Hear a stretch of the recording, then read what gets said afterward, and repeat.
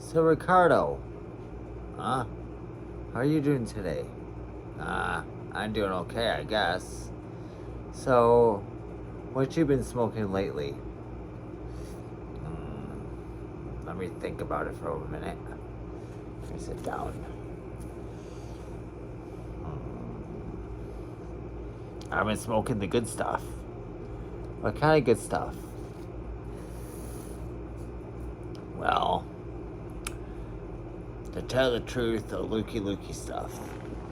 The stuff where the swingers always smoke and stuff like that. Really? Why you have a lower jaw always smiling?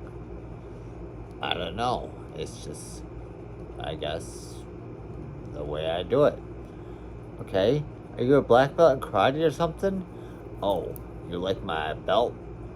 Isn't it pretty cool? Yeah, I think so. What are you looking at, Ricardo? That hot chick over there.